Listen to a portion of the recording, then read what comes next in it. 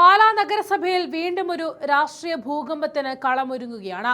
ഈ മാസം 21-ാം തീയതി നടക്കാനിരിക്കുന്ന അവിശ്വാസ പ്രമേയ ചർച്ചകളെക്കുറിച്ചുള്ള വാർത്തകൾ ഇപ്പോൾ പുറത്തേക്ക് വരികയാണ്.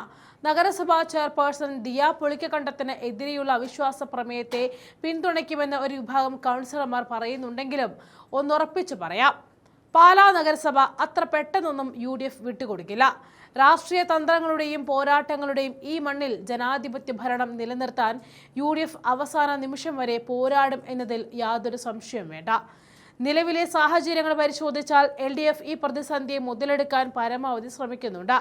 26 അംഗ കൗൺസിൽ LDF-ന് 12ഉം UDF-ന് 10ഉം കൗൺസിലർമാരാണ് ഉള്ളത്. പുളിക്കക്കണ്ടം കുടുംബത്തിലെ 3 അംഗങ്ങൾ ഉൾപ്പെടെ 4 സ്വതന്ത്രരുടെ ശക്തമായ പിന്തുണയോടെയാണ് UDF അവിടെ ഭരണം പിടിച്ചെടുത്തതും മികച്ച രീതിയിൽ മുന്നോട്ട് കൊണ്ടുപോയതും. എന്നാൽ കോൺഗ്രസിലെ ചില പ്രാദേശിക കൗൺസിലർമാർ നേതൃത്വത്തിന്റെ വിപ്പ് ലംഘിച്ചുകൊണ്ടും അവിശ്വാസത്തെ പിന്തുണയ്ക്കുമെന്ന് പ്രഖ്യാപിച്ചത് താൽക്കാലികമായി ഒരു പ്രതിസന്ധി സൃഷ്ടിക്കുന്നുണ്ട് എന്നത് സത്യമാണ്. പക്ഷേ രാഷ്ട്രീയം എന്നത് വെറും ഒരു കൂട്ടിക്കഴിക്കൽ മാത്രമാണെന്ന് ഇടതുപക്ഷത്തിന് നന്നായി അറിയാം. കോൺഗ്രസ് ഒരു ജനാധിപത്യ പാർട്ടിയാണ്.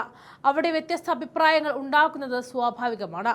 മണ്ഡലം കമ്മിറ്റി പ്രമേയം പാസാക്കിയതും കൗൺസിലർമാർ നിലപാട് വ്യക്തമാക്കിയതും പാർട്ടിക്കുള്ളിലെ തർക്കങ്ങളുടെ ഭാഗം തന്നെയാണ്. ഈ ആഭ്യന്തര പ്രശ്നങ്ങൾ പരിഹരിക്കാൻ കോൺഗ്രസിന്റെയും UDF-ന്റെയും ജില്ലാ സംസ്ഥാന നേതൃത്വങ്ങൾ ഉണർന്ന് പ്രവർത്തിച്ചു കഴിഞ്ഞു. ഒരു വിപ്പ് ലംഘനത്തിലേക്ക് കാര്യങ്ങൾ എത്തിക്കാതെ കൗൺസിലർമാരെയും ഘടകകക്ഷികളെയും ഒരുമിച്ച് നിർത്തി ഭരണം നിലനിർത്തുവാനുള്ള ചർച്ചകൾ അണിയറിൽ സജീവമാണ്. ഇടതുപക്ഷം വിചാരിക്കുന്ന പോലെ അത്ര എളുപ്പത്തിൽ പാലാ നഗരസഭയുടെ ഭരണം അവർക്ക് തളികയിൽ വെച്ച് നൽകാൻ UDF തയ്യാറല്ല. വികസന മുരടിപ്പിലേക്ക് നഗരത്തെ തള്ളിവിട്ട ചരിത്രമുള്ള LDF-ന് ഭരണം കൈമാറുക എന്നത് ജനങ്ങളോട് ചെയ്യുന്ന ചതിയാകുമെന്ന് കോൺഗ്രസിന് നന്നായി അറിയാം. അതുകൊണ്ട് തന്നെ വരും ദിവസങ്ങളിൽ രാഷ്ട്രീയ സമവായത്തിന്റെ പുതിയ വാതിലുകൾ തുറക്കപ്പെടും.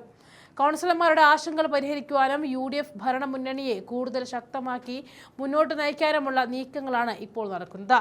ഈ മാസം 21-ാം തീയതി അവിശ്വാസ പ്രമേയം ചർച്ചയ്ക്ക് എടുക്കുമ്പോൾ വോട്ടെടുപ്പിൽ എന്ത് സംഭവിക്കുമെന്നാണ് കേരളം ഉറ്റുനോക്കുന്നത്.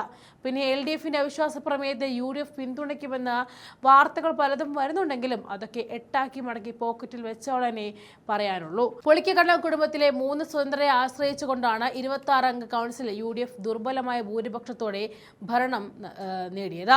അധികാര പങ്കിടലിനെ ചൊല്ലിയുള്ള തർക്കങ്ങളും പ്രത്യേകിച്ച് വൈസ് ചെയർപേഴ്സൺ സ്ഥാനത്തെയും കൗൺസിലർമാർക്കിടയിലെ മോഷണ പരാതികൾ ഫയൽ ചെയ്യുന്നതിനെയും ചൊല്ലിയുള്ള പല തർക്കങ്ങളുമാണ് നഗരഭരണത്തെ ബാധിക്കാനുള്ള പ്രധാന കാരണം. ഈ സമയത്ത് കുളം കലക്കി മീനെ പിടിക്കാനുള്ള LDF-ന്റെ ശ്രമങ്ങൾ അത് നടപ്പിലാകില്ല എന്നുകൂടി ഓർമ്മപ്പെടുത്തുന്നു.